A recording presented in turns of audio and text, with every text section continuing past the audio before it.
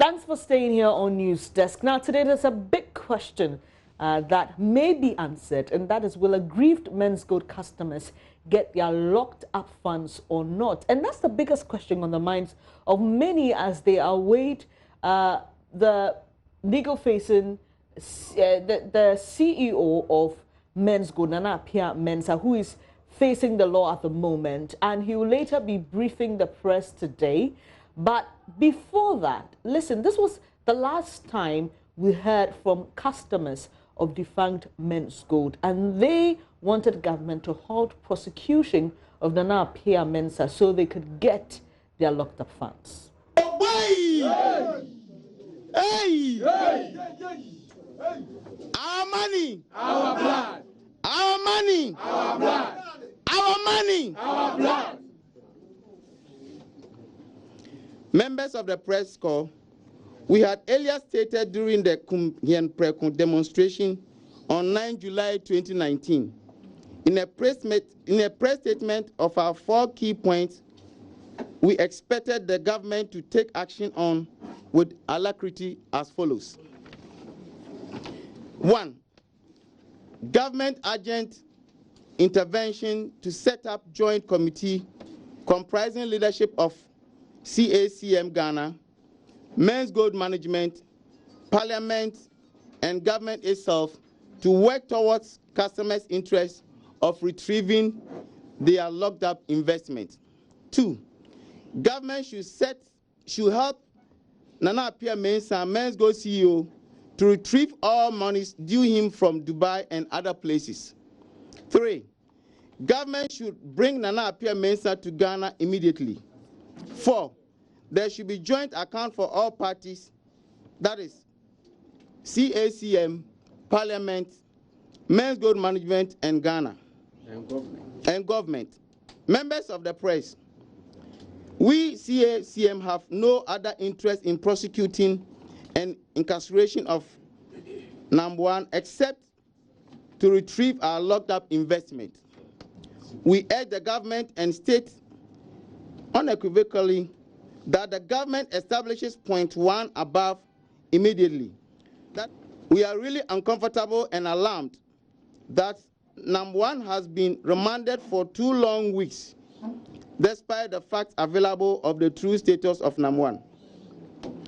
Ladies and gentlemen of the media, it is important to state clearly that we do not want to be seen as obstructing the legal process. Neither do we expect government to be seen to obstructing the processes that will lead to the payment of our money by these same aforementioned institutions. Meanwhile, 2000 independent presidential. So that was the last time we heard from Menzgold customers, and when I say that, I mean at a press conference. Later, we know that they marched the CID headquarters demanding to see Appiah Mensah. Well, I've got head of our investigative desk, Malik Abbas Dabu, here with me, and this story has been running for a very long time. I remember seeing on social media somebody share a reminder from Facebook.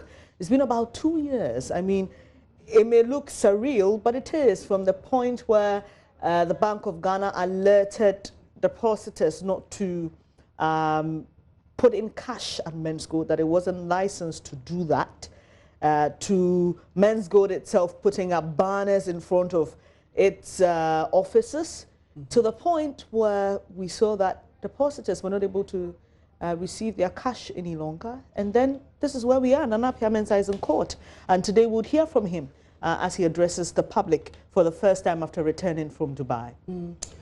Bernice, I think when we look at 2 years, we are actually underestimating the time that the fight with Menzgold has, the expanse of time that has taken. This dates back to 2014. 2014 October, the Bank of Ghana realized that an institution called Bank Ghana Limited was involved in some kind of deposit taking in the Kaswa area in the central region. Now, the central bank, which is the regulator for all matters relating to money and deposit taking and all of that, said that this institution was not licensed to collect money, and that it was not licensed to operate as a bank. So it was not right for the company to name itself Men's Bank. And Men's Bank here, the bank was spelled with a K, the ordinary spelling of bank. Now, when in October 28th, when the central bank issued a statement asking the company to cease its dealings because it was not properly licensed to operate as a bank, Men's Bank then went to change its name at the Registrar General's Department, replacing the K with a C. So Men's Bank Ghana Limited. This time around, the bank was spelled B-A-N-C, not B-A-N-K, as previously was the case. Now, in 2015, the central bank again said that this institution was still engaged in deposit taking, and that was in clear violation of the Bank and Specialized Deposit Taking Act, Act 930, which was subsequently passed. Now, when the central bank issued complaints again, asking this institution to stop doing what he was doing, and subsequently put a notice on the pages of the daily graphic, the state-owned daily graphic, asking that people should be careful putting money into this institution because the institution was not, for want of a better expression, licensed or authorized to engage in this kind of deposit taking. When that happens, the institution regenerated itself and then became Menzgold. And when it became Menzgold, it set up a sister institution called Brew Marketing.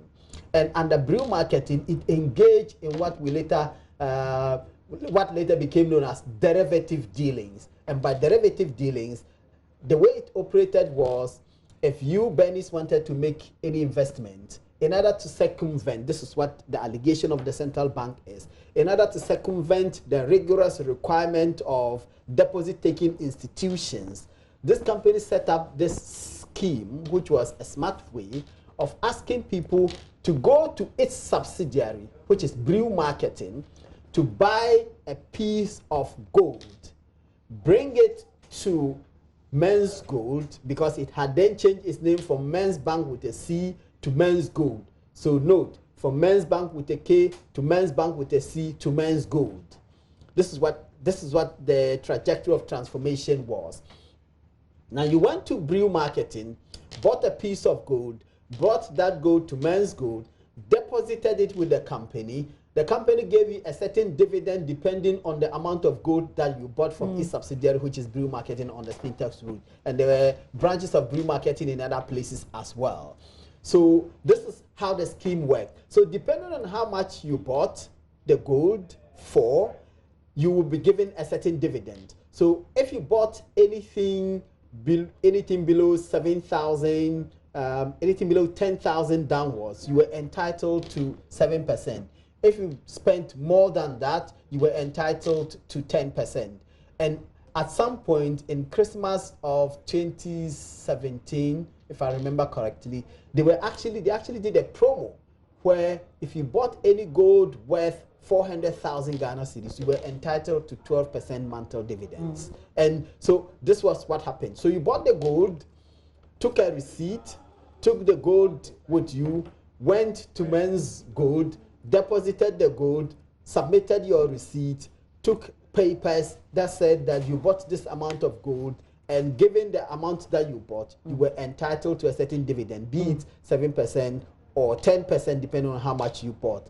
And they did the calculation every month. You went and you took your dividend. And I was just coming to that because at the initial stages of this whole saga, I remember our colleague Nancy Emefa-Dosi was tasked to visit some of Menzgold's offices, and there were many other customers and clients who were actually attacking her because at that time they were receiving their profits, dividends, and so they could not see or probably understand what the central bank meant by all the alerts it was given, because so far as they were concerned, everything was fine.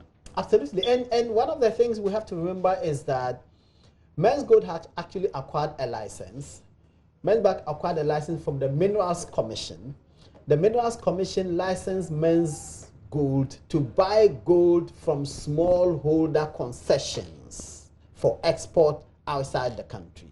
This was what happened.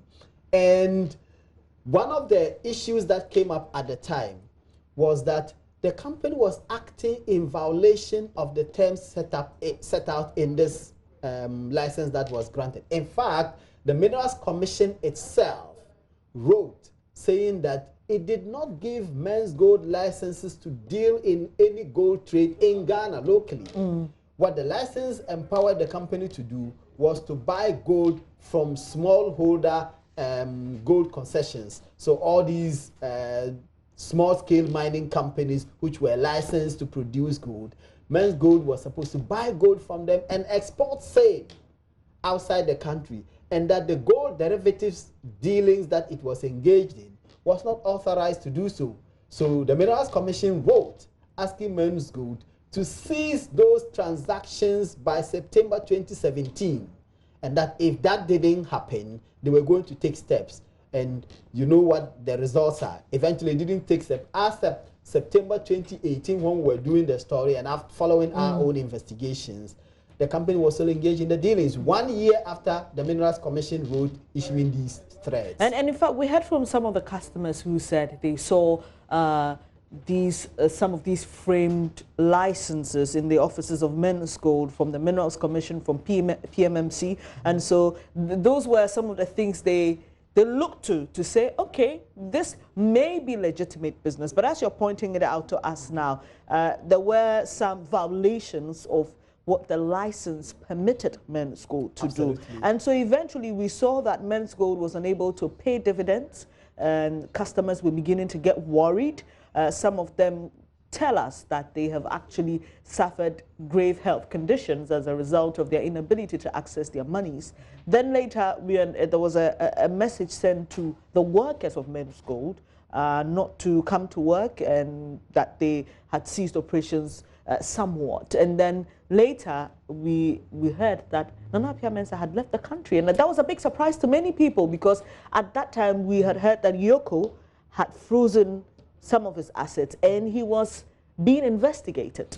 Because the central bank insisted quite forcefully that the institution was engaged in deposit taking, and the institution argued that it wasn't engaged in deposit taking, the Securities and Exchange Commission, which is mandated to manage licensed fund managers and to look at derivative tradings, then said that it believed that Menzgold business fell under its remit, and therefore it was going to regulate the transactions and the dealings of this company. And it pointed out that to the extent that it didn't license Menzgold to engage in derivative trading, the company was not entitled to continue to do so.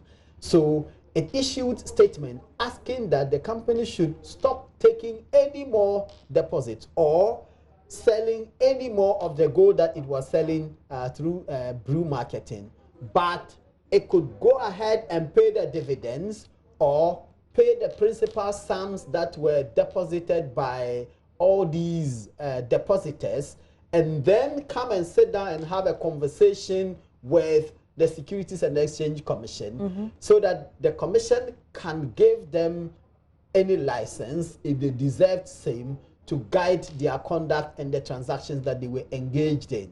And when the institution, the SEC, wrote asking that they shouldn't engage in any more trading, that then led to Menzgold itself issuing a statement saying it was going to suspend the payment of all of the dividends that the companies were, the individuals who deposited their monies were entitled to. I remember at the time arguments were made by SEC that it did not, in its directive, say that the company should not pay any dividends. It said that don't take any more new clients. That cannot be interpreted to mean that you are stopped from paying dividends. But the company said it needed to put everything on hold and then deal with its problems with SEC. Afterwards, it would resume the payments. And then subsequently, all of that cascaded into a Dubai arrest, and then detention, and then legal arguments, and then bail granted. and then prosecutors in Dubai failing to make out their case and to establish the fraud charges that were brought against Nam1, that then led to Nam1 coming back to Ghana. And whilst he was in Dubai, we know that the police in Ghana had actually also issued a bench warrant for his arrest. And they have charges of defrauding by false pretenses, money laundering, amongst other charges, which are what he's facing currently in a court of law. Malik, we'll come back to discuss more on this, but we've put together a wrap of the Menzgold story so far for you, and we're doing this while we wait for that first public appearance and briefing by Menzgold CEO Appiah Mensah. Desperate, Menzgold customers have once again besieged the company's Jolo office in Accra. The place has become a scene where angry clients go to vehemently negotiate to collect their investment funds and also vent their frustrations. The once loyal customers of Menzgold pointed to another broken promise from management made in October 2018. That promise was to pay 5% of locked-up investment of clients who registered for their new online trading platform. But again, this did not happen. The guy tricked some of us. I paid the money, and up to now, that 5%, I haven't got that 5%. And the migration time also has ended. Look at me. I have children. My wife, I have a lot of people that are looking up to me. And now, look at me. The 5% too is here. Instead of them to come and pay me, they are not paying. But for these police officers stationed at the premises, the situation could have gotten out of hand, as angry customers had planned to block the roads and burn tires. These gentlemen sustained some injuries in a scuffle with the police. I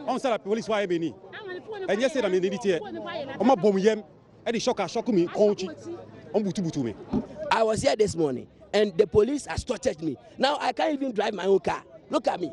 Some also shared their untold stories of how difficult life has been for them. Because we want people to die because of this thing. My mother, she's dying. If she's standing right in front of you, she'll just urinate on herself because of this money. Because of this money. Is it her money that is there? Yes, it's my mother's money and my money. Our families are dying. As I stand here, I have 3 kids. I can't pay school fees. They are in private schools. I can't pay their school fees. They haven't written their exam this term. Omumba Samuwe Mumaye. Mimi Mamia did 94 years. And I lost my sister. And Sikawe Yadima Amidibatua. For these few months, I've gone through a lot. Yes, Rano. Meanwhile, management of Menzgold has yet to respond to any of these claims. These customers have vowed to push and protest until something positive happens. This is a breaking news that we are getting. We got confirmation that as we speak, literally, a warrant to arrest Nam1 has now been issued. It was the biggest announcement made, and perhaps some good news for customers of the gold dealership firm who were calling for the arrest of Appiah Mensah. Nam1 is not above the law. If he's doing something that is not good, let's arrest him and bring him. The Circuit Court, which issued the warrant for the arrest of the CEO of the gold dealership firm, said Nam1 was wanted for defrauding by false pretense and also for money laundering. We are aware that Appiah Mensah is not in Ghana. So we have started the process of letting Interpol put him in the red note. But he wasn't the only one.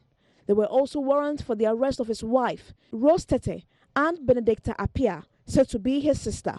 You are here of the president forthwith to apprehend the said Rose Tete.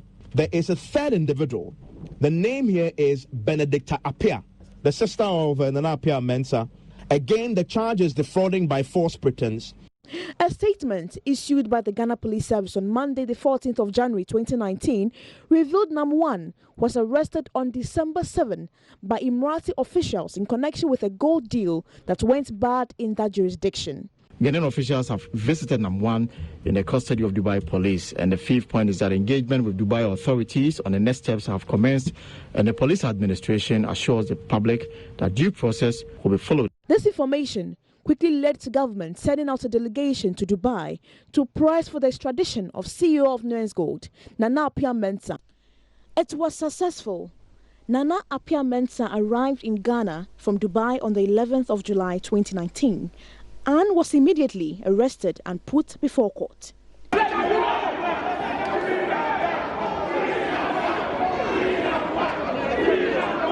The aggrieved customers stormed the court on the day of hearing to demand truncation of the criminal trial and allow him to pay back their locked-up funds. After going in and out of the courts over failure to meet bail conditions, Appiah Mensah was finally out. Our boss, the Chief Executive Officer of Menzgold, Appiah Mensah, is now a free man. This brought joy to the customers who were already demanding a payment plan. That they should set up the joint committee, which comprise Menzgold management, leadership of the coalition or our representative, government and parliament. And we believe that at that committee, NAM1 and all the Menzgold management members and the directors will be there to show us where our investments are, what is the amount in his account or Menzgold accounts, the value of the total asset. And we believe that when that conversation go on, we'll be able to come up with the payment plan that will lead to the final payment of the customers. Now all they have to do is wait. Wait for what they have for months longed for, their monies. Well, that's what we've got. While we wait for that press briefing to start, some of you have been tweeting already about Appiah Mensah speaking publicly for the first time. And I'm glad to share some of those tweets right here. And this one is from @ScottFreed12. He says, I hope people get their money this time. These customers have suffered. I really feel for them. The main issue is the money, no diverting of issues. And the hashtag is NamSpeaks. And this is from @BlessJr_1. Says, at least this man is making an effort. Hope he gets the strength to pay. Capital, Beige, God is Lab, DKM, and those numerous institutions cost us billions of cedis, and they are working freely with riches, and he sighs.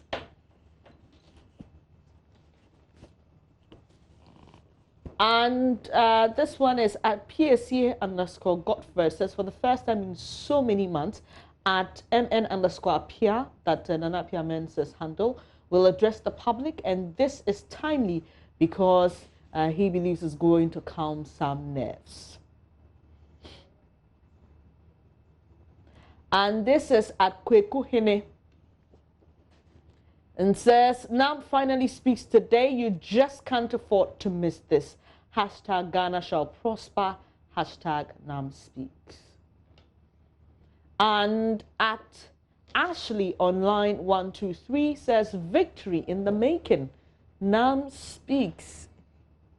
Victory on whose side? Well, we'll wait to see. And PSC again, he's asking, will this provide a definite resolution to the aggrieved customers of Menzgold? He's asking, and hashtag NAM speaks. We'd like to know what you also think. Get onto our Facebook page and drop your comments there. But as I mentioned earlier, while we wait, I've got head of our investigative desk, Malik Abbas Dabu, and we've been talking about all the development since the story started developing, and we got to the point of Appiah Mensah's return from Dubai, going to court, and then there was an interesting twist to all of this, because when you track the customers, really, it looks like at every point it is what will benefit them, really. So when NAM1 was away, they said government must bring him. They want their deposits. He gets back, government is keeping him. They said, no, release him. I mean, or halt the prosecution. That's none of our business. We just want our money. So it's all about their money. It all comes down to that. Benny, which is not surprising, because the depositors are rational human beings, and rational human beings everywhere will always seek to protect their interests first. And this is money we are talking about. If people put their hard-earned investment earnings into this company, many of them took their insurance policies, many of them took their pensions, many of them took their lifetime investment, and they put everything in this company. Their interest is not to see number one go to jail, because that doesn't serve their interest. It doesn't give them their money. So you can understand why you will hear them argue that they are not interested in any criminal prosecutions that the state may be interested in, because the charges that the state is bringing against number one, if he is found guilty of those charges, he goes to jail. If he goes to jail, how can the man in prison pay them their money? And what benefits accrues to them directly as investors if the person with whom they invested their money, or the person whose company with which they invested their money, goes to jail? That doesn't benefit them in any way. It's the reason why you hear them consistently, when he was outside the country, argued forcefully that the state must be alive to its responsibilities and bring him back to Ghana. Once he is come, and we know that the moment he came, he went straight to the police station, because the Criminal Investigations Department of the Ghana Police Service had listed him as a wanted person, issued a bench warrant for him, actually contacted Interpol as part of efforts to get him. So when he came, immediately he went to the police, and we heard his lawyer, Mr. Kwame Kufu, say categorically that he was treated courteously, that all the courtesies he deserves as a citizen were accorded him. He was taken to court. We know that a bail bond of 1 billion was posted for him, and the sureties were to be justified. A few weeks down the line, the lawyers went back to court with an application asking that the bail conditions some of the bail conditions be rescinded, because they were too hefty, and that it was practically impossible for him to be able to meet the hefty bail conditions. The court agreed and said that none of the sureties should be justified. It was on the basis of the amendment of the bail conditions by the court that he eventually walked out of detention, and which is also making it possible for today's briefing, if it does come off, for it to be planned. But I clearly can see why the investors are not interested in any of these prosecutions, because it serves their interest. It does not serve their interest at all. And talking about prosecutions, I remember just a tweet that I just read, the person making reference to other banks and financial institutions that had been taking over. DKM classic example, where some people received as little as 1/3 of their investments, because that's what they could afford to give them. And so generally there's this sense of lack of trust for the financial sector, and obviously with what we've seen recently, you think it will make such a dramatic impression on the minds of people if these customers, all of them, are able to get their monies? I think it's a tragedy that we face, that when people engage in the kinds of activities that the central bank, which is the regulator of the financial sector in the country, when these persons who are directors of companies, of course, we do recognize that directors of companies are not necessarily often directly liable for the activities of their companies, because the lawyers will tell you that there is a separate legal entity, that the companies have single legal personalities separate from the persons who are promoters or directors of these companies, and that if a company which has a separate legal personality engages in transactions, because it has separate legal personality, the company can sue and be sued on its own right. Therefore, if the company fails in its obligations, you do not necessarily hold the directors directly liable. But of course, the law also provides that there are circumstances under which, when a company fails, the lawyers say something about piercing the corporate veil, i.e., you lift the veil to see who the directors are, and if need be, to attach their personal properties and to hold them personally and directly liable for the actions of the company that would have resulted in some loss to persons who transacted businesses with the company. So it's under those circumstances that people are asking, why are these directors not being held directly liable, because the law permits that to happen? Unfortunately, traditionally, the state has not been able to hold people directly liable for their actions, which is why there is hope that if Menzgold is able to raise all the money, is able to pay all of these customers, which looks an uphill task, but if they're able to do that, at least that will be light on a very dark horizon in terms of financial sector problems. And you think it would somewhat, do you see that helping anyway with where we find ourselves in people trusting the system? Because it's from one thing to the other, the banking sector, people, you know, we're not over that, and now we've gotten into the microfinance level and the other financial institutions, and we understand that there may be another step to go to the rural banks, and so people just appear to be sitting on the edge of their seats when it comes to the financial sector. The central bank has dismissed any suggestions that is going to go to the rural banks, but if, as you suggest, the Menzgold is able to pay these people, even if it's able to pay one customer, that will be some progress. But that will be a drop in the ocean when you look at the scale of the problems that we have in respect of the financial sector problems. The pain you heard this morning on the Super Morning Show on Joy FM by some customers is a graphic illustration of the magnitude of problems that we have as far as our financial sector problems are concerned. You have thousands, possibly millions of people who have put a lot of money in these banks, finance houses, microfinance companies, financial institutions generally. And there are millions of customers who have put money in all of these institutions. Banks that had their licenses withdrawn as far back as 2017. The persons who put money in these banks still have not been able to recover them. We know that the central bank created the Consolidated Bank Ghana, CBG. Consolidated Bank Ghana was supposed to protect depositors' funds so that persons who transacted businesses with all of the banks that were collapsed and that were put together to constitute the CBG can have their money.